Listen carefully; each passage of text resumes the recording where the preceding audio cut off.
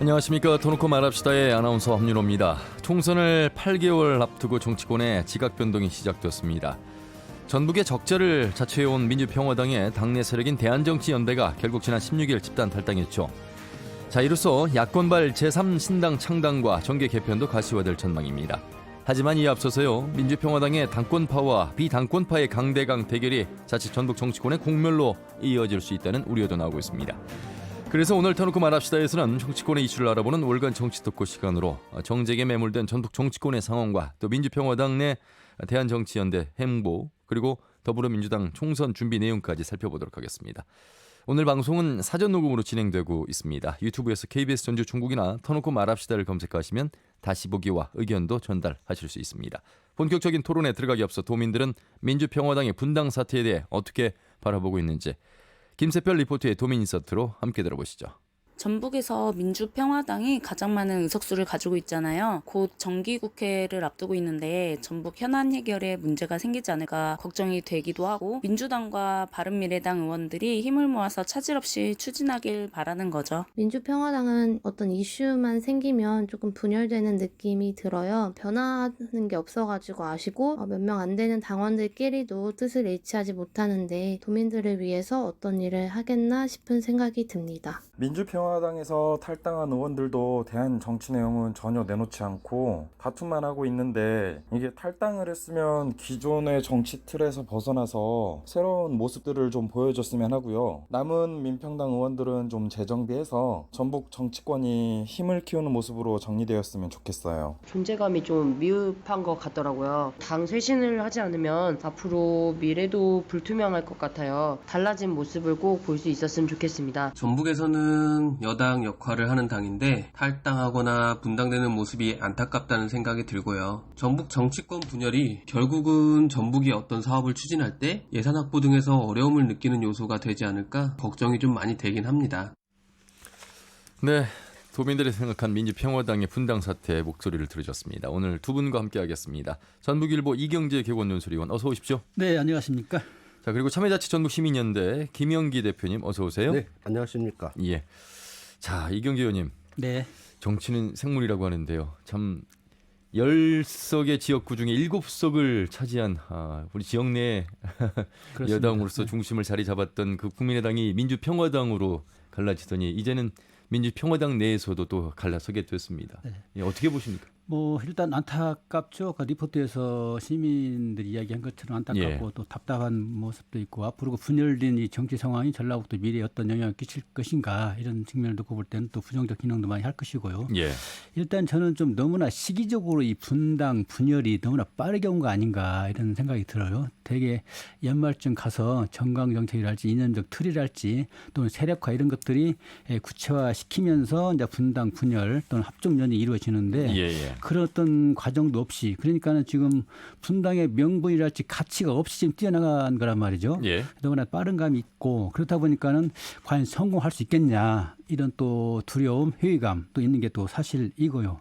또 한편으로는 정치의 어떤 비정함이라고 할까, 그것도 같이 느끼게 되는 거죠. 예. 아까 말씀하신 것처럼 작년 1월 달에 국민의당 바른정당이 바른 그 저기잖아요. 촛불 이후에 뛰쳐나온 그 한국당의 전신 그런 예. 세력인데 국민의당하고 합치면서 바른 미래당으로 바뀌었단 말이죠. 그런데 그런 세력들이 다시 또 분화되고 이런 과정을 거치면서 불과 1년 6개월 만에 한덩어리가 됐던 민주평화당, 당신대로 같이 할 수 없다 하는 그런 힘을 가지고 모인 창당한 민주평화당이 1년 6, 7개월 만에 다시 분열의 길 위에 선 것이 참 정치의 비정함.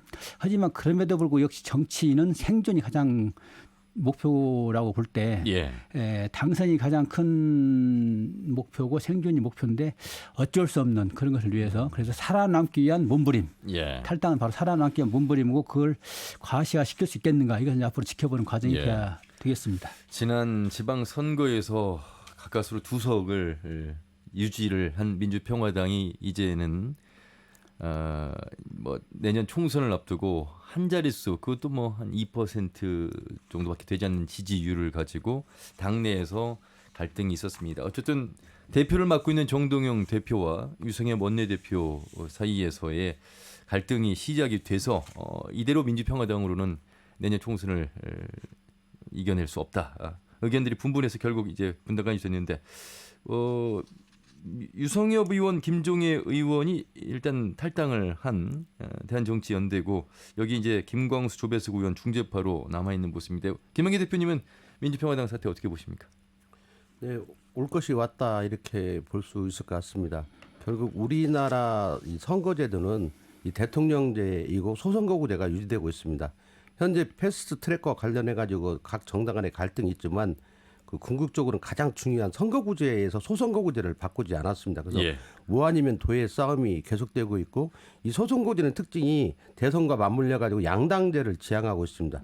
이제 그런 것들이 지금 불일치 과정 속에도 나타나고 있는데 그래서 내년 총선을 앞두고도 현 문재인 정부와 집권당 중심으로 한 세력하고 이 집권당에 반대하는 어떤 자유한국당 세력이 양대가 강대강으로 있고 이 나머지 정당들은 대부분 소수 정당으로 전락할 위기에 있는 것이 현재의 또 다른 어떤 상황입니다. 이렇게 된 데는 국민의당 이후에 뭐 민평당, 바른미래당으로 갈라지고 또 지금 탈당하는 과정 속에서 이 우리가 각 정당들이 있는데 대부분 현직 대통령이나 미래의 대선 후보 중심으로 해서 정당 지지율들이 올라가고 내려가고 이런 과정이 있다 보니까 민평당은 거의 한 자릿수 지지율에서도 아주 낮은 단계에 큰 의미 없는 어떤 지지율이 유지되고 있었고 또 가장 중요한 원내 교섭단체를 구성하지 못했기 때문에 당으로서의 어떤 존재감이 위협받고 있어서 이 새로운 어떤 대안을 마련하는 작업들은 내부적으로 이미 오래전부터 진행되어 왔다고 볼 수 있겠습니다. 특히 이 국회의원들이 가장 중요한 건 정당도 정당이지만 총선 속에서 본인이 살아남아야 하는 절대절명의 과제들을 가지고 있어서 본인의 당락에 어떤 상황이 유리할 것인가에 대한 어떤 주판을 튀기기 위해서 정동영 어떤 민평당 대표하고 그 당시에는 유성희 원내대표였죠. 유성희 원내대표와의 어떤 생각의 차이 그리고 유성영 원내대표는 어떤 제3지대 쪽에서 세판짜기를 통해서 제3의 정당을 한번 다시 창출해 봐서 원내 교섭단체를 만들고 그 힘을 바탕으로 해서 총선에 임하자는 생각하고 이미 당권을 장악하고 있는 정동영 대표는 현재 민평당을 좀 강화해서 뭐 이렇게 총선에 임해도 충분히 승산이 있는 거냐고 하는 이 두 차이의 내용이 하나가 있고요. 그 쉽게 말하면 정략적으로 보면 그런 차이들이 있는 것 같고 또 한편으로 보면 그 실제 성향적으로는 그 민주당 쪽에 좀 가까운 유성영 대표 대한정치 그룹이 좀 민주당 쪽에 가까운 것 같고 정동영 대표는 이미 올해 국회의원 하기 전부터도 희망버스나 이런 것들을 통해서 저 노동자들 많이 하고 이러면서 정당 쪽으로 좀 갖고 있는 이런 어떤 주장의 성향들이 불일치하면서 그런 것들이 골이 깊어지고 갈등이 심화돼 온 결과물이 결국은 현재 우리 전라도 정치권의 어떤 탈당과 분열로 나타났다 이렇게 볼 수 있습니다. 정동영 대표 잠시 후에 연결하겠습니다만 민주평화당을 범개혁진보연합 성향의 신당으로 재창당하겠다 이런 말씀을 하셨습니다. 자, 하지만 이경주 의원님, 민주평화당 이제 고작 4석입니다. 정의당보다도 가장 의석수가 적은 소수 당이 됐는데 어느 정도의 이 범개혁진보연합 성향의 신당 창당으로 새롭게 변모할 수 있을까? 글쎄요, 16석의 정당에서 이제 4석 미니 정당으로 이제 격화가 되는 상태인데 일단은 뭐 정동영 대표가 이야기한 걸 주목을 해서 보면은 개혁 진보 연대 그 길을 걷겠다. 그렇죠. 그래서 아마 원래 정동영 대표는 진보적 가치가 상당히 큰 정치인이란 말이죠. 그리고 그래서 심지어는 심상정 정의당 대표와 연대하는 게 어떠냐 이런 질문도 나오고 주문도 나왔는데 물론 심상정 대표는 거기에 대해서 뭐 이런 일절 뭐 얘기를 안 했습니다만은 오히려 그 이념적 가치로 따지고 보면은 정의당 쪽에 상당히 가까운 거죠. 그래서 그런 어떤 연대랄지 또는 연합 뭐 정치 연대 또 선거 때 연대랄지 또 정당 간의 어떤 연합 이런 분위기도 좀 감지해 볼 수 있는 대목이 있고 다만 이제 그런 연대랄지 이런 틀을 갖춰 나가기 위해서는 세력화가 필요한 거란 말이죠. 세력화라는 곧 연대였을 때 어떤 지분인데 지분을 갖고 충분히 구동을 시켜야 내 목 또 어떤 정치력을 발휘할 수 있는 건데 그런 측면에서 정동영 대표가 가져야 할 그 과제는 세력화하는 것이고 지금 원희 지구당 위원장들은 뭐 한 80%가 신당 추진해서 다시 우리 전열을 정비해 나가자 이제 이렇게 요구를 하고 있는 상황이라고 들었습니다만 정동영 대표가 앞으로 얼마나 인물을 좀 모셔가지고 총선에 대비하면서 당원들 이렇게 결속시켜 나가는가 이게 앞으로 이제 정치적 시험대가 될 것이고요. 그리고 앞으로 방향에 대해서는 역시 뭐 누차 얘기한 것처럼 민주당하고 같이 한달지 또는 더구나 뭐 옛날 국민의당, 토로국민의당 예. 그 틀도 좀 나오고 있긴 합니다만 그런 쪽으로 같이 갈 것 같지는 않고 일단 예. 이념적 틀로 봐서는 오히려 진보 말씀을 그 하신 것처럼 개혁적 진보 연대 또 예. 그런 진보 세력과 같이 해나가는 그래서 나의 정치적 꿈을 그런 틀 속에서 실천시켜 나가는 그런 걸로 계속 나갈 걸로 보여집니다. 이경재 의원님, 그 도민들이 7석의 지지를 보내준 그 이변의 결과 아니었겠습니까? 그렇습니다. 그에 대한 네. 기대가 그만큼 컸던 것이고 왜 이걸 유지를 못했을까요? 물론 이제 안철수라는 대표의 어떤 변화 여러 가지 정황들이 있긴 합니다만 우리 지역 내 그 의석만이라도 지킬 수 있는 국회의원들의 역할이 있었을 텐데 네 분이 지금 이렇게 일어났단 말이죠. 어차피 복귀를 해보면은 예. 결국은 책임론을 따진다고 한다면 안철수 대표한테 돌아갈 수밖에 없어요. 왜냐하면 국민의당을 추동시키면서 많은 그 국민들이 국민의당의 의석 38석을 몰아줬단 말이죠. 예. 38석이면은 제3지대 대한정당으로 충분히 기능을 할 수 그렇죠. 있는 세력이란 말이죠. 예. 그런데 이제 안철수 대표가 대선을 앞두고 있기 때문에 대선에 대한 꿈이 너무나 욕심 지나쳐가지고 약간 스탠스를 보수 쪽으로 옮긴 거예요. 예. 그래서 바른 정당하고 국민의당이 합치면서 바른 미래당이 탄생이 됐잖아요. 그렇죠. 바른 미래당이 탄생이 되면서 역시 이제 그 당권파 비당권파 갈등이 많이 있고 어떤 소기의 목적대로 구동이 안 됐단 말이죠. 예. 그리고 거기에서 같이 같이 할 수 없는 당이 이제 민주평화가 나왔는데 이것이 지금 불씨가 된 거는 말이죠. 예. 그래서 민주평화당이 7명이었던 의석이 민주평화당이 5명 그리고 이제 분화가 됐는데 전라북도 현실과 연결시켜 두고 볼 때는 큰 에너지 낭비적인 그런 요인을 정치권이 제공을 한 것이고 예. 자기들이 어떤 그 이념적 틀 때문에 벌어지긴 했지만 그래서 오늘날 돌이켜 보면은 참 그 목적도 가치도 명분도 없는 그런 분열로 인해서 전라북도가 얻는 이익이랄지 혜택이랄지 또 도민이익, 자긍심, 자존심 이런 것들이 크게 훼손된 그런 정치적 결과를 가져왔다. 예. 이렇게 보는 것이고요. 정치적 또 에너지가 뭐 허약하다 보니까 지금 여러 가지 할 일이 많이 있지 않습니까? 예. 법안이랄지 예산이랄지 심지어 내각 인사까지도 뭐 정치적인 것이 아닌 것이 없단 말이죠. 근데 이런 것 측면에서 역시 기댈 언덕이 없는 더구나 힘이 낭비된 그런 틀을 지금 전라북도 갖고 있는 가져다준 그런 계기를 만들어준 것이 바로 정치권이다. 예. 이렇게 되면 이제 내년 총선은 6개 정당 민주당, 민주평화당, 바른미래당, 대한정치연대, 정의당, 자유한국당 그렇죠? 그 대한정치연대 그 비당권파 10명의 의원 아직 뭐 정당의 모습을 갖추고 있지 않은 모습입니다만 11월 15일 창당을 목표로 한다고 그랬는데 이 대한정치연대를 어떻게 또 국민들 또 도민들은 바라볼 것인지 김영기 대표님. 뭐 실제 우리 전라북도에서는 현재 참여하고 있는 의원은 2명이잖아요. 예. 김종희 의원하고 이제 유성엽 의원이 예. 참여하고 있고 그 실제 대한정치연대의 창당 추진위원장이 이제 유성엽 의원이 됐습니다. 처음 20일에는 그 외부 인사 영입 때문에 좀 보류를 했었는데 외부 인사를 창당 준비위원장 이런 걸 좀 다른 데서 외부에서 모셔오려고 했는데 돌아가는 상황이 바로 초기부터 삐걱거리는 거 아니냐는 비판이 있으니까 바로 수정해서 그냥 원래대로 유성엽 의원을 창당 추진위원장에 임명하고 대변인 단장에는 장정숙 의원 그리고 정책 추진인 윤영일 임명하고 이제 출제를 이제 시작이 됐는데 실제적으로 실제 현역원 대다수가 전남 광주 의원들이기 때문에 10명 중에서 지금 대다수가 그쪽에 있는 거고 그래서 이 호남 정당이라고 볼 수 있겠죠. 그래서 저는 이 세력들이 독자적인 어떤 1차적인 목표는 원내 고섭단체를 구성하면서 총선에 임하는 방법이 하나가 있고 그 현재 민주당과 자유한국당에 속하지 않은 새로운 세력의 어떤 대안으로 또 정의당과는 다른 색깔의 대안으로 이걸 추진하든지 또 아니면 현재의 국면 속에서 뭐 정치는 살아오 움직이는 생물이라고 했기 때문에 내년도의 국면 속에서 민주당과 자유한국당이 수도권에서 치열한 어떤 진짜 몇 표를 놓고 경쟁을 벌이는 상황이 온다면 또 민주당과의 어떤 또 소통합이라든지 이런 것들을 통해서 또 어떤 모색을 할 수 있는 그런 전반적인 것들을 생각하면서 지금 탈당을 했다고 봅니다. 근데 여기에 대해서 정동영 의원은 우선 강화론을 주장을 해 민평당 우선 강화하다가 연말 이후에나 그런 것들을 보자고 하는 데 있어서의 또 시차의 차이, 그다음에 약간의 연대의 대상에 대한 어떤 차이들이 한쪽은 민주당 쪽을 쳐다보고 있고 한쪽은 예. 정의당 쪽을 쳐다보고 있는 그런 약간의 갈등. 큰 틀에서는 저는 하나라고 보지만 그런 것들 속에서 이제 대한정치연대가 출범을 했는데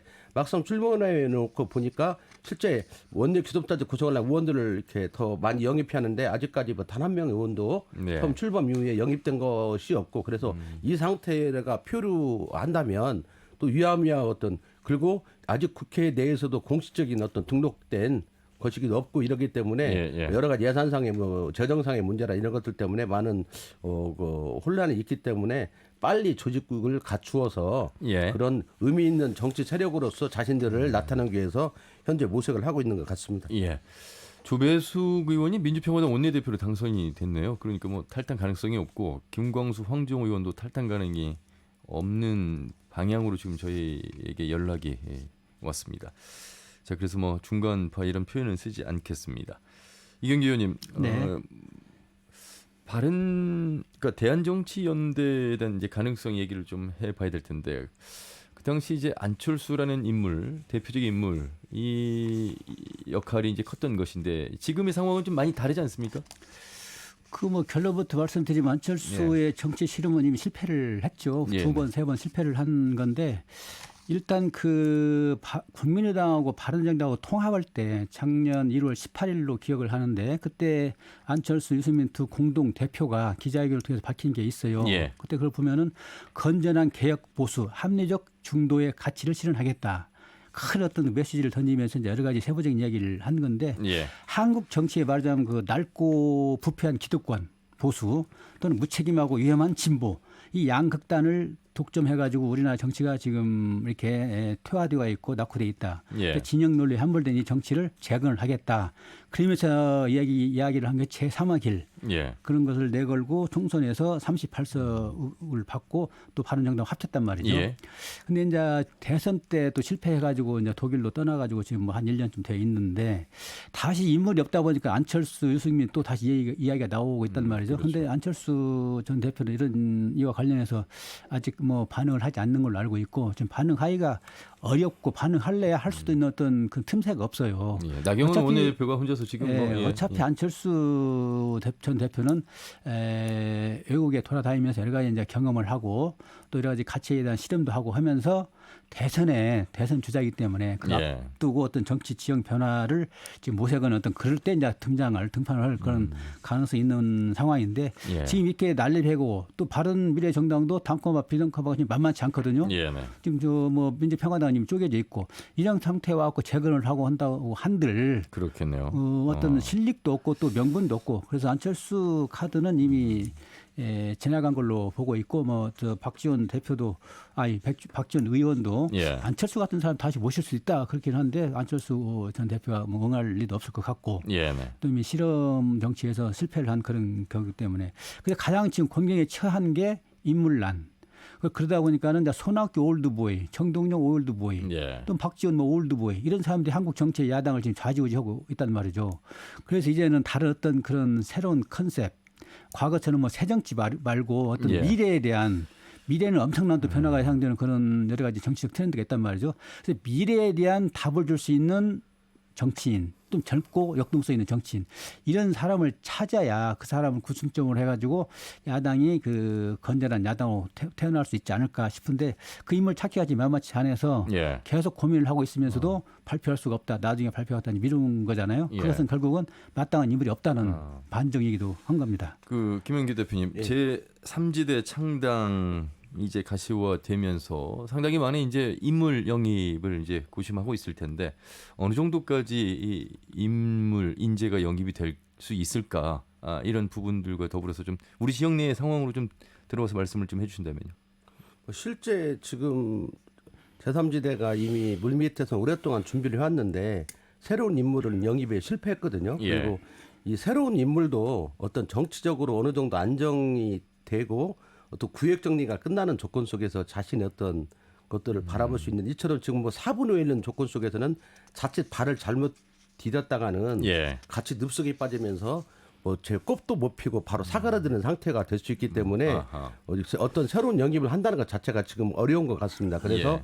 기존의 민평당에 남아 있는 어떤 김광수 의원이라든지 조배석 의원이라든지 뭐 박지원 의원이라든지 황정은 이제 뭐 전남이니까 그렇다 치 이분들도 초기에는 이게 분열이 안 됐으면 좋겠다고 주장했지만 이렇게 딱 갈라진 조건 속에서는 안정희구 내용이 있어서 우리 전라북도의 어떤 민평당은 지금 당직을 다 갖고 있으면서 예. 정동영호가 상단기간 같이 갈 확률이 아주 높게 됐잖아요. 예. 그런 데서 보듯이 지금 대한정치 세력은 뭐 하물며 안철수 이야기했지만 안철수가 지금 이런 조건 속에서 다시 들어올 리도 만무하고 또 한편으로는 안철수 전 의원 같은 경우는 이미 대선을 경과하면서 국민적인 어떤 평가도 받았지만 또 한편으로는 우경화되는 과정 속에 있어서 실제 어떤 대선에 나가서 자기는 득표력을 생각한다면 좌쪽보다는 우쪽으로 더 가까이 갈 확률이 높다. 그래서 최소한 어떤 민평당이나 대한정치보다는 바른미래당에서도 우쪽으로 뭐 자유한국당 중간지대라든지 뭐 극단적으로는 그래서 도리어 나경원 원내대표가 뭐 그게 진심인지 아닌지는 모르지만 끊임없이 자기들과 함께 가자고 주장하고 있는 내용에서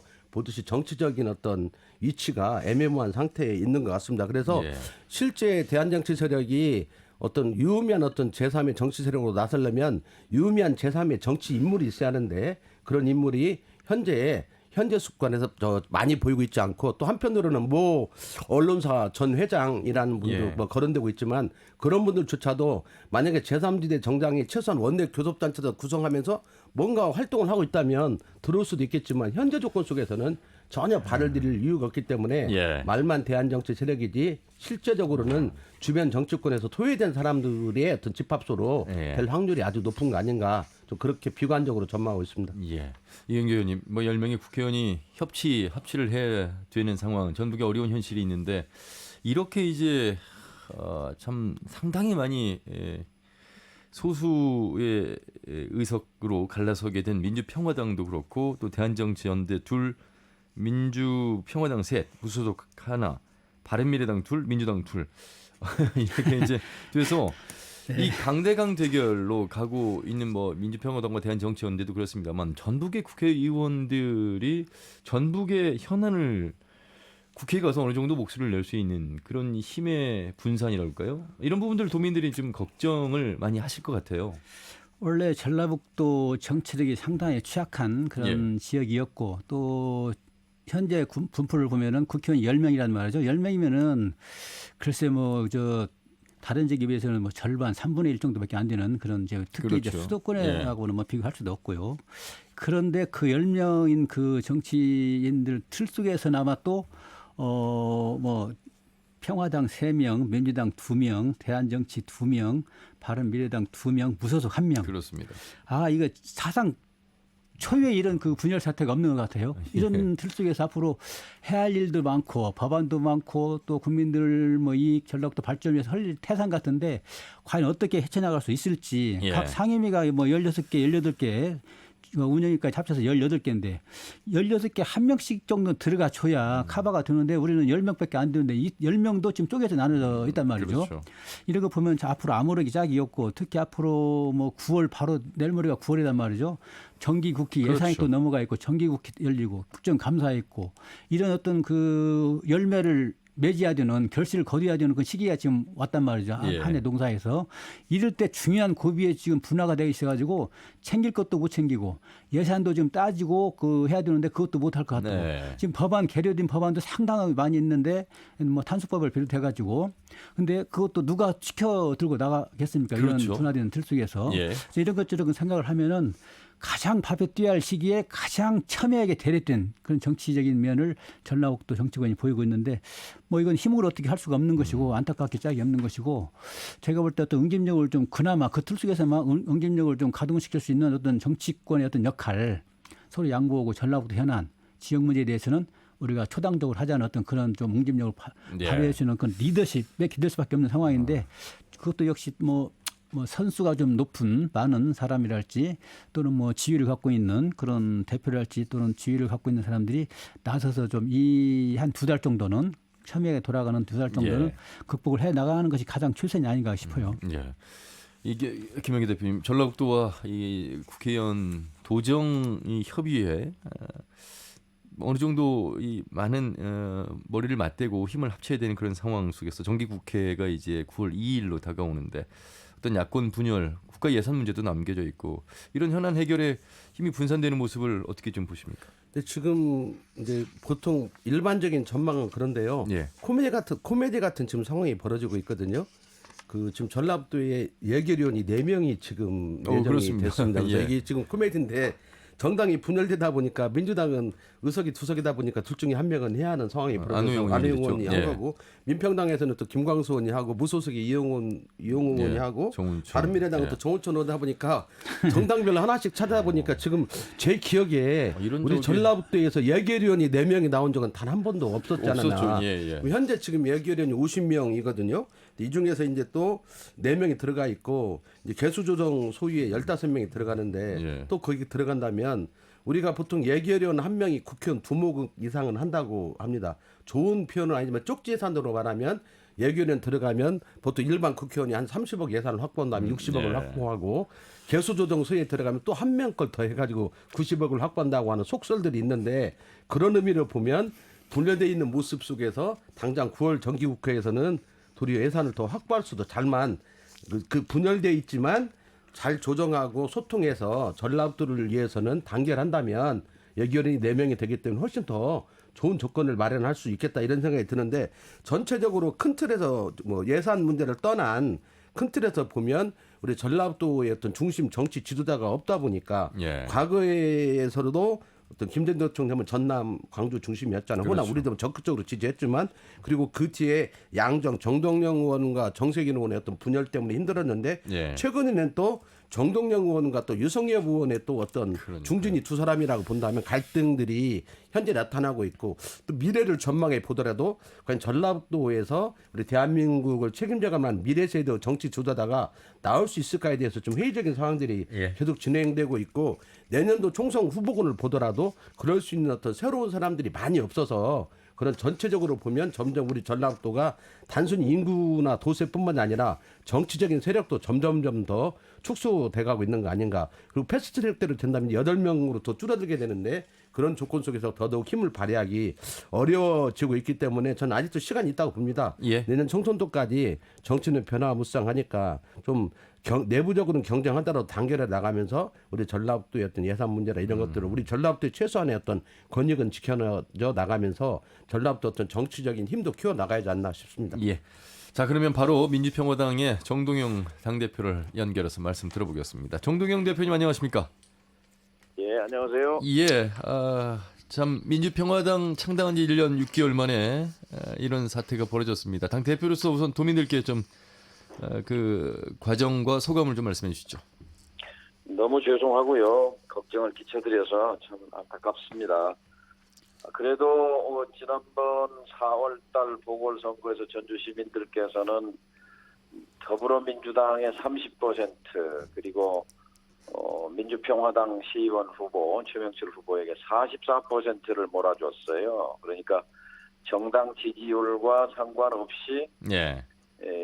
평화당 후보에게 압승을 시켜줬고 그것이 제일 충격을 준 부분은 이해찬 대표예요. 사실은 더불어민주당. 예. 그래서 그 더불어민주당 내부에서 이해찬 간판 가지고 내년 총선 치를 수 있느니 없느니 이런 얘기가 생겼거든요. 그러니까 거꾸로 이걸 민주평화당 의원들로 보면 희망의 청신호가 들어온 거거든요. 그러면 이걸 중심으로 영차 힘을 합쳤어야 되는데 예. 탈당이라는 이해할 수 없는 명분 없는 그런 선택을 한 것이 참 안타깝습니다. 예. 몇 차례 이 사태를 막기 위해서 논의를 했습니다만 결국엔 탈당이라는 선택을 10명의 국회의원이 했습니다. 그래서 이제 4석의 소수 정당 5석이죠, 5석. 예, 분명 저쪽에 10명이 나갔으면요. 예. 우리는 박주현 의원이 호적과 상관없이 최고위원이고 대변인입니다. 예. 정치는 현실이기 때문에 예. 5명이 활동하고 있습니다. 그렇군요. 새로운 길을 다시 이제 모색하고 계시고 제안을 하셨습니다. 범개혁 진보연합 성향의 신당을 재창당하겠다. 어떤 방향일까요? 지금까지 우리가 봐온 탈당, 신당, 창당 이런 방식이 아니고요. 예. 정말 이 나라의 주인이 주권자인데 또 상당히 큰 숫자의 주권자들이 전혀 여의도에 대변되지 않은 대그룹들이 있습니다. 이걸 약대 집단이라고 말하는데요. 예. 정치적 목소리가 약한 대집단, 아하. 약대 집단들을 대변하는 정당으로 재창당의 길을 가려고 합니다. 예.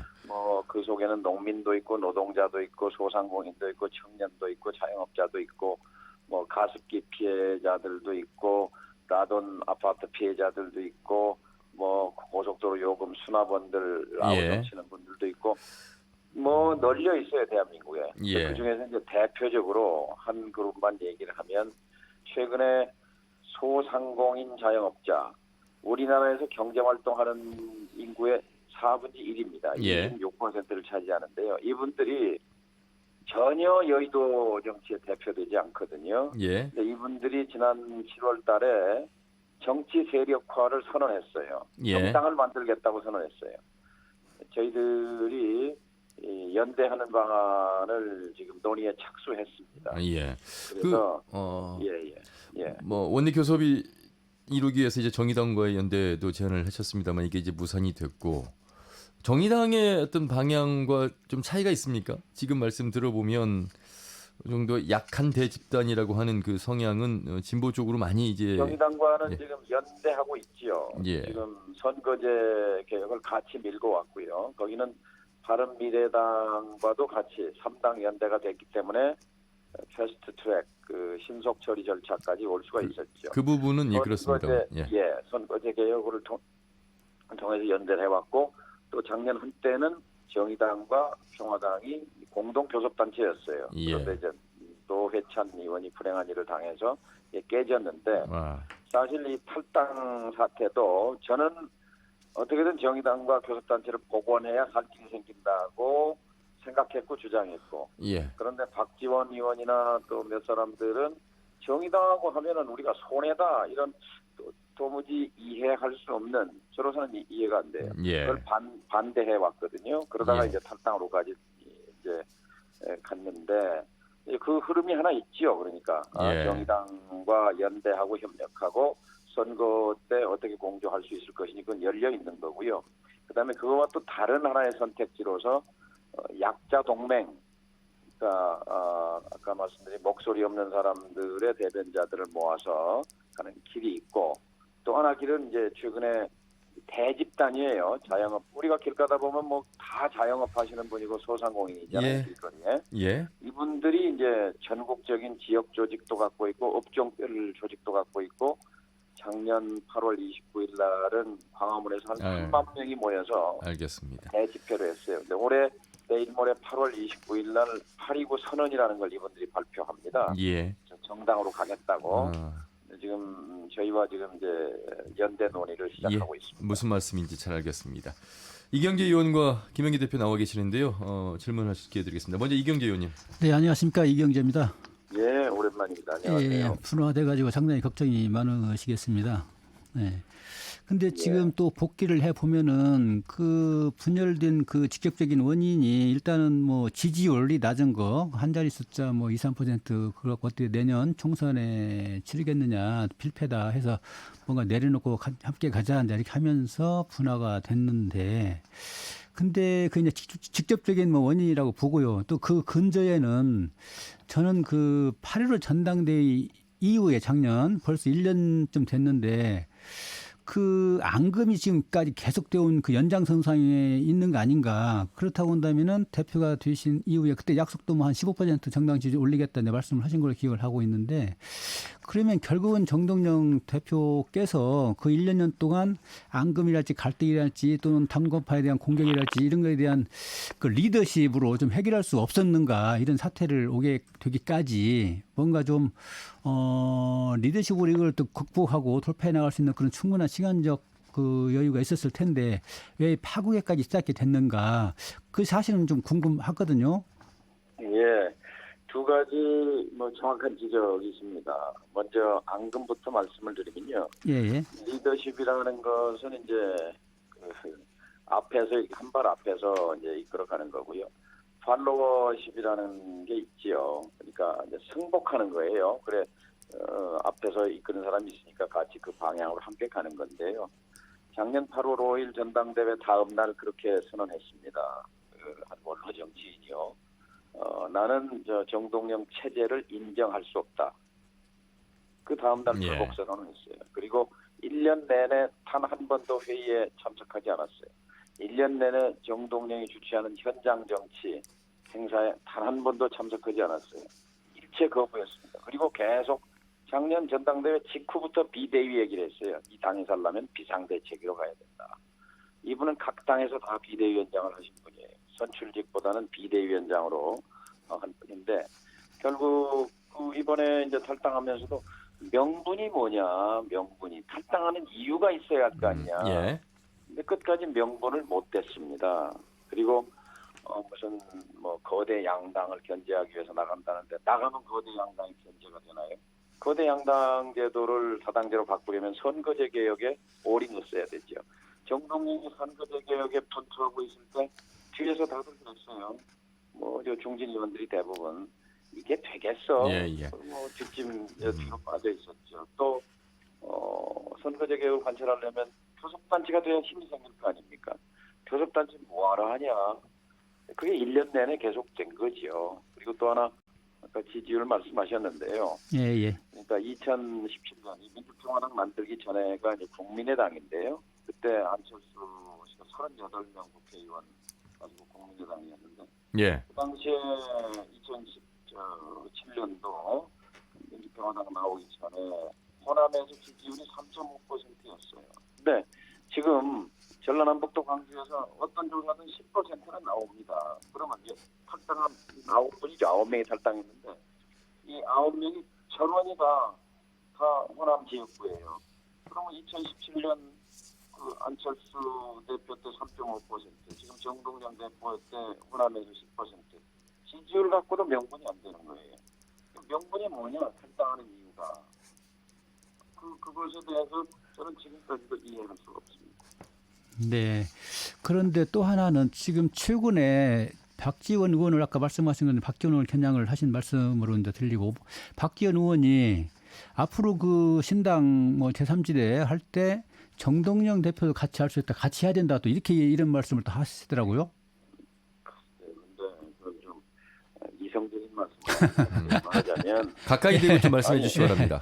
제3지대가 지금 누가 있습니까? 이영호 의원장 만나서 여기 가냐 그랬더니 안 간다는 거예요. 광주의 김경진 같은 날 결당인데 이 사람들하고 안 한다는 거예요. 저기 정 대표님 전화 상태가 좀 좋지 않아서 가까이 목소리를 좀 말씀해 주시고요. 그러니까 밖에 무소속 의원이 함께 탈당한 의원도 이분들하고 안 한다는 거고 밖에 있던 무소속 이용호나 손금수 의원도 함께 안 한다는 거고 그다음에 바른미래당에 있는 호남 의원 있잖아요. 박주선, 뭐 김동철 이런 의원들 이분들도 지금 언제 나올지 몰라요. 밖에 있는 의원은 제로입니다. 제3지대가 없잖아요. 그러면 나가서 10명이 박지원 당대표에 유성현 원내대표 이렇게 당 만들 겁니까? 그거는 못 견디죠. 그러니까 지금 당을 이분들도 지금 난감해하는 거예요. 나가긴 나갔는데 그래서 거기다 대고 정동영 나와라 하는 얘기는 그건 성립이 안 되는 얘기죠. 자, 김영기 대표님 인사 나누시죠. 참 이야기 들으면서 방송 상태 때문에 그러는지 아니면 요즘 피곤하셔서 힘이 없어서 그러는지 어떻게 근데 실제 저 대한 정치도 지금 현재 상태에서 대안이 없듯이 물론 이제 민평당은 지금 현재 이제 당 조직을 그대로 가지고 있기 때문에 갖고 있지만 실제 큰 틀에서 보면 현재 민평당이 아까 대표님께서 말씀하신 이 자영업이라든지 소상공인 실제 말하면 정치 세력 간단히 그건 자신들의 이익을 대변하는 선언적 의미의 내용이지 저희들도 그 단체들하고 항상 좀 같이 일을 하고 있으니까 근데 막 그 사람들이 정당을 만든다는 이야기는 아니잖아요. 그래서 결국은 현재 민평당도 현재 구조만으로는 결국 내년 선거는 치를 수가 없는 거고 결국 무엇인가의 어떤 변화를 해야겠다고 저는 보고 있어요. 어떤 형태로든지 서로 간에 결국은 큰 틀에서 만나지 않고 내년 총선에 임하기 어려우니까 서로 감정적인 어떤 극단 대립이라든지 서로 인신공격성 발언들은 자제하고 어쨌든 간에 나가 있든 어쨌든 간에 내부적으로 소통을 하면서 또 다시 만날 수 있잖아요. 이런 상태로는 아무리 의원님이 경쟁력이 있다 하더라도 전주에서만 있고 나머지 사람들이 없어버리면 결국은 현재 이틀도 내년 총선으로 갈수록 결국 무너질 수밖에 없는 구조니까 큰 틀에서 같이 하는 차원에서의 어떤 연대 이런 것들이 필요하다고 보면 기득권을 갖고 있는 의장님이 단 1%라 좀 양보해가면서 포용하는 모습을 보여야 하지 않나 저는 그렇게 싶습니다. 예, 좋은 말씀이고요. 저는 언제라도 문은 열려 있습니다. 그러니까 나간 분들이 나간 이유가 명분이 없기 때문에 저는 지금이라도 철회하고 돌아오는 게 맞다고 봅니다. 물론 좀 스타일은 바뀌지만 그러나 뭐 지역에 당원들한테 물어보면 80%가 탈당이 잘못이라고 말합니다. 그러면 당원이 주인이면 당원들 뜻에 따라야 되는 거지요. 그런데 지금 뭐 그분들이 돌아온다고 해서 평화당이 뭐 불같이 일어설 거라고 보지는 않고요. 예. 저는 오히려 이분들이 나갔기 때문에 우리가 이제 새로운 시도를 하는 거예요. 아까 얘기한 약자 동맹을 시도해 볼 수 있는 거예요. 우리 다음 주에 보면 이게 가시화 될 겁니다. 예. 이게 이분들이 그냥 선언만 하는 게 아니라 정말 정치 세력으로 가는구나. 민주평화당과 함께 연대해서 뭔가 작품이 되는구나 하는 게 며칠만 기다려 보시면 예. 아마 가시권에 들어올 겁니다. 알겠습니다. 대표님 말씀 여기까지 듣겠습니다. 고맙습니다. 예, 감사합니다. 네, 민주평화당 정동영 당대표 말씀 나눴습니다. 전화 연결 상태가 좋지 않은 점 양해 바라겠습니다. 민주평화당 얘기를 상당히 많이 했고요. 이제 민주당 이야기를 좀 해보도록 하겠습니다. 그에 앞서서 문재인 대통령이 전북을 방문했고 또 그 전에 이미 2기 내각을 발표했는데 전북 출신들 여성가족부 장관 이종욱 교수 등 총 4명이 발탁이 되는 일도 있었습니다. 자, 그 전에 비하면 숫자는 줄어들었습니다만 김영기 대표님 이 관련해서도 좋고요. 문재인 대통령이 전북을 방문한 것 관련해서도 한 말씀 해주신다면. 네, 지금 일본과의 갈등 속에서 예. 일본의 어떤 그 경제적 침탈이 있었고 그에 대응하는 과정 속에서 탄소의 중요성이 반도체에도 있지만 예. 또 탄소의 어떤 중요성들이 부각이 됐는데 실제적으로 우리 전라북도가 지금까지 탄소를 많이 강조해 왔지만 실질적인 어떤 투자는 도레이가 일본 회사거든요. 예. 구미에다가 집중적으로 투자를 해서 그러니까요. 여기는 좀 속빈 강정처럼 되어 있었습니다. 효성 중심으로 하고 또 이 송하진 지사가 전주시장 때부터 많이 탄소에 대해서 강조하면서 여러 가지 것들을 했지만 실질적인 내용이 없었는데 현재 국면이 일본의 경제 침탈에 대응해서 우리 자력갱생 또 자립적인 모습들을 세우는 과정 속에서는 예. 구민은 대상이 아닙니다. 어차피 거기는 일본 회사가 대규모로 투자를 해놨기 때문에 거기를 하는 건 지금 현재 분위기에 많지 않고 그래서 문재인 대통령이 급히 어떤 탄소의 중요성 이런 과정 속에서 효성의 어떤 MOU 체결 과정에 참여를 하게 됐고 또 한편으로는 한일관계가 이렇게 되면서 농도서 식품의 어떤 중요성들이 있었기 때문에 하림을 방문한 것 같습니다. 그래서 예.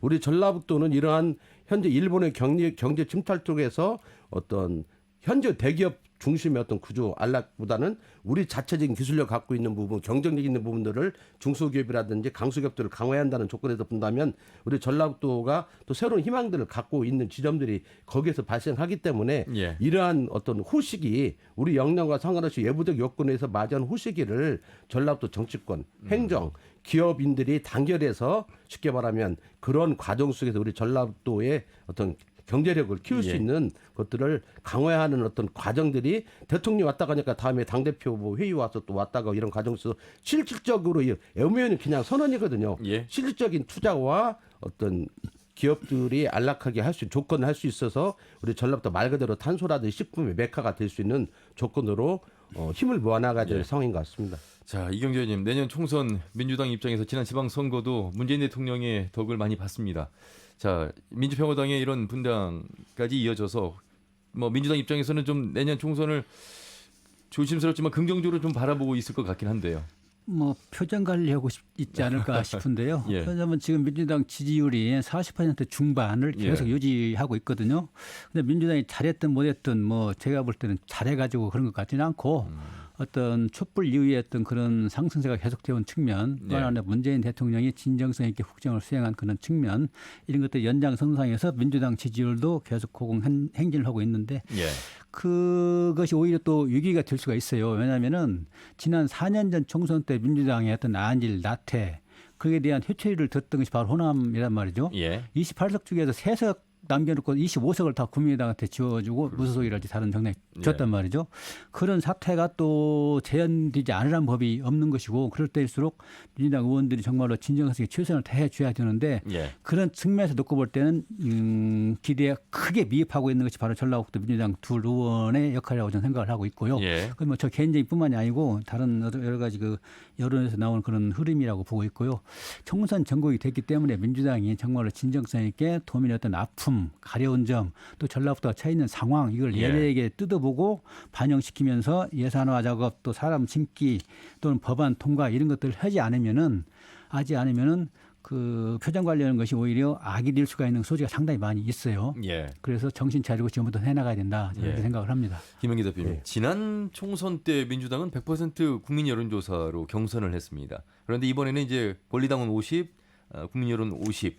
자, 그런데 그 권리당원이 반드시 경선에서 역할을 해야 될 그 50%. 그래서 권리당원 모집이 전북이 뭐 전남, 광주보다 더 많은 그 12만 5천 명까지 모집이 됐다고 합니다. 물론 이 안에는 또 허수도 있겠습니다만 과열작용을 좀 보이고 있는데 뭐 민주당을 좀 당시 4년 전에도 쉽게 말하면 그런 경선 제도가 꼭 당원이 아니었다라 당원 엄청나게 많았거든요. 당원 숫자로 하면은 민주당 국회의원이 2명 당선된 게 이해할 수가 없죠. 그래서 이 총선은 그 단순히 또 그 어떤 전국의 흐름이라든지 이런 것도 영향이 있지만 국회의원 후보자들의 개별 경쟁력이라든지 인지도 이런 것들이 작용하는 것 같고요. 현재 내년도를 그냥 우리가 예측해 본다면 현재는 한일 간의 경제적인 대립이나 이런 게 있어서 원래 외환이 있을 때는 내부적으로 결속이 이루어지는 겁니다. 그래서 불면도 이런 것들 시민들이 좀 자발적으로 하고 있고 어떤 자주식이라든지 자립경제 이런 것들에 많은 고민을 하고 있어서 이런 건 현재 집권당에 유리한 구조거든요. 저는 그런 과정 속에서 지소미아도 이번에 처음으로 한번 폐기함으로써 또 시험 때 올랐다 이렇게 보고 있는데 이런 전체적으로는 유리한 거지만 실제 큰 틀에서 내년까지를 보면 우리 한국 경제가 앞으로 어떻게 갈 것인가 아직 보면은 지금 저성장에 점점 더 고착화 되고 있는 문제가 있고요. 이 남북 문제가 많은 경력을 기울였지만 내년 총선 때까지 어떤 가식인 것들을 보여주지 않으면 또 그것이 큰 힘을 갖기가 어려운 거고 전체적으로 보면 문정부가 내년에 이제 3년 말 넘어가는 시기 3년 차가 되는데 이 촛불 정신을 어떻게 계승하느냐 문제를 본다면 현재 지금 조국으로 상징되고 있는 조국 리스크나 이런 것들을 보면 민주당이나 문재인 정부나 집권당이 좀 안일하지 않나 이런 생각을 저는 한편 해보거든요. 모든 어떤 이 범인들이 생각하기에는 어떤 상상할 수 없는 여러 가지 것들이 그냥 이루어지고 있고 우리가 스카이캐슬이 현실에서 나타나고 있는 데서 많은 국민들이 어떻게 생각하시는가를 보면 현재의 지지도가 뭐 지금 최근에 조국 리스크 때문에 여론조사 기관에 보니까 39%까지 민주당 지지율이 내려갔던데 이런 것들이 잘못 풀어지면 앞으로도 더 지속적으로 어느 순간에 갑자기 무너져갖고 과거 김대 정부도 온노비 사건으로 무너졌습니다. 그다음에 노무현 정부도 태광 문제, 박근혜 정부도 승마, 정유라 문제로 무너질 때 각각의 정권들이 부침들을 보면 어떤 하나의 사건이 모티브가 돼가지고 급격히 무너지는 경향들이 있기 때문에 지금이 문재인 정부나 민주당한테는 대단히 중요한 시기라고 보고 또 다른 정당도 그렇기 때문에 성실히 지역 구민들을 만나가면서 지역을 위해서 봉사한다면 기회가 있다 저는 이렇게 보고 있습니다. 이경규 의원님 권리당원 이야기를 조금 더 살펴보겠습니다. 우선 뭐 당비를 6개월 이상 낸 당원을 이제 권리당원 그래서 경선에 참여할 수 있는 건데 상당히 많은 권리당원이 있고 그 공천 관련해서 민주당을 좀 살펴보면서 좀 이 관련해서 해주실 말씀 좀 해주시죠. 4년 전에는 100% 도민 여론조사를 통해서 했는데 이제 권리당원이 50%가 들어가 있지 않습니까? 근데 권리당원의 어떤 힘이라는 건 충성도가 높아요. 그래서 어떤 결정적인 좌지우지 얼마나 어떤 결정력을 갖고 있긴 한데 그렇다 보니까 이제 정치 신인들이 힘겨워하고 있고 진입장벽이 너무 높은 거예요. 그래서 더구나 지금 민주당에서는 그 어떤 우월적 지역 정서를 갖고 있는 지역에서 정치 신을 배출하고 역량 있는 사람들 영입해서 상품으로서 내놓아야 되는데 그 정치 상품을 도민들이 선택할 수 있게 문을 열어줘야 되는데 그런 측면에서 오히려 폐쇄적으로 지금 간 측면이 있고요. 그러다 보니까 또 동원하다 보니까 또 그것도 역시 권리당원도 현역 위주랄지 기득권 위주로 지금 분포가 돼 있단 말이죠. 그래서 정치 시인들 또 역량 있는 사람들이 아주 악조건 속에서 지금 선거를 해야 될 상황인데 이런 측면들은 앞으로 그 뭐 자격 심사랄지 또는 걸레는 과정 이런 측면에서 상당히 세심하게 좀 당이 봐야 되지 않겠는가. 우리 당에 대한 지지율이 높고 권리당원 뭐 10만 명이 가깝다 뭐 이런 걸 뭐 즐길 게 아니고 예. 그럴수록 오히려 촘촘히 세심히 들여다보고 걸러낼 거 걸러내고 깎아낼 거 깎아내가지고 국민 전라북도 도민 눈높이에 맞는 그런 시스템을 좀 갖춰줘야 될 것 같습니다. 예. 첨언을 하고 싶은데요. 2달 전에 중앙당 어떤 여론조사에서 현재 그 각 지역 민주당 지역 협의장 2분 정도가 그 상대 후보 예상된 후보에게 이렇게 여론에서 밀렸다고 하는 그런 조사들이 있었다고 그래요. 그런 것처럼 현재 그 문재인 정부 지지율이 곧바로 전라북도 민주당 후보들에 대한 지지율로 연결되는 것은 아니라는 것이 분명하고 이미 지난 선거에서 그런 걸 보였기 때문에 안일한 제사를 취한다고 보면 현재 권리당원 50%를 넣다 보니까 민주당 내 지금 후보들이 한 4분 정도 말고는 아예 신인이 없습니다. 지금 예. 군산에 한 분, 전주 의뢰 한 분, 갑에 한 분, 그리고 정읍에 뭐 서울에서 내려오신 분이 이런 정도만 거론되고 있고 옛날 사람들이 이렇게 자기들끼리 지금 경쟁하고 그 기득권 경쟁을 하고 있고 또 최근에 또 워낙 이 당원을 모집하다 보면 급격히 당원을 모집하면 페이퍼 당원 문제, 유령 당원 문제들이 있어서 최근 민주당 최고위원회에서 이 권리당원 중에서 주소지가 여기 아닌 사람들, 주소지가 여기 뭐 서울에서도 막 당원 가입하고 이런 것들이 지금까지는 걸러지지 않아 이번에는 걸러겠다고 하는 내용들이 있는데 그런 것처럼 실질적으로 대부분 이 권리당원의 동원당원들이 많기 때문에 실제 내년에 가보면 이 중에 30%나 40% 정도밖에 저는 남지 않을 거라고 봅니다. 그래서 실질적인 건 그게 아니다. 그래서 현재부터라도 좀 압도적인 어떤 우월의식을 가지면 안 된다. 왜냐하면 전주 분위기만 보더라도 문재인 정부 지지율이나 이런 것처럼 전주 어떤 후보들 분위기가 그런 거 아니거든요. 그래서 실제 내년도 선거를 앞두고는 앞으로도 많은 변화무쌍함이 있고 최근에 잘 나가던 민주당이 지금 법무부 장관 후보 문제 하나로 지금 막 심각하게 막 양 진영에 나눠져 갖고 지금 서로 융당폭격을 하고 있잖아요. 그래서 언제든지 자만하면 실수가 있고 실수하다 보면 국민들로부터 외면당할 수 있다는 그런 항상 경각심을 가지고 하나하나에 임해야 하지 않나 이런 생각이 듭니다. 예. 이경재 의원님 마무리 좀 해주시죠. 네, 우리 국민들이 정치에 과연 어느 시절에 있었는가 싶은데요. 역시 뭐 헌법을 보면은 대한민국의 주권은 국민에게 있고 모든 권력을 국민으로부터 나온다고 되어 있는데 우리는 유권자들이 선거 때만 갑이고 선거가 지나면 을이 되는 거예요. 종이 되고 그러는데 그런 것들을 시정시키기 위해서는 선거 때 올바른 심판을 해야 되고 그러기 위해서는 한 6개월 전부터 쭉 면밀하게 관찰하고 봐야 돼요. 지켜봐야 됩니다. 그래서 누가 옳고 그러고 진정성이 있고 감언이설을 하지 않는지 이걸 지켜봐야 되고 그 의무는 우리 유권자들, 도민들이 해야 된다고 저는 생각을 합니다. 예. 자, 지난 금요일에는 각 언론사의 보도국장과 편집국장 또 언론학계가 함께한 선거방송을 위한 토론회 포럼도 있었습니다. 이렇게 내년 총선을 앞두고 다양한 움직임들이 일고 있는데 그 중심에 유권자가 먼저 있어야 되겠습니다. 월간 정치 토크 시간 오늘 여기서 마무리하겠습니다. 두 분 말씀 잘 들었습니다. 고맙습니다. 네, 감사합니다. 네, 전북일보 이경재 개국원 논설위원, 참여자치전북 시민연대 김영기 공동대표와 함께했습니다. 저희 터놓고 말합시다는 유튜브를 통해서도 다시 보기가 가능합니다. 들어오셔서 많은 의견 남겨주시길 바라겠습니다. 일요일 오후 5시 5분에 인사드리죠. 함윤혜였습니다. 고맙습니다.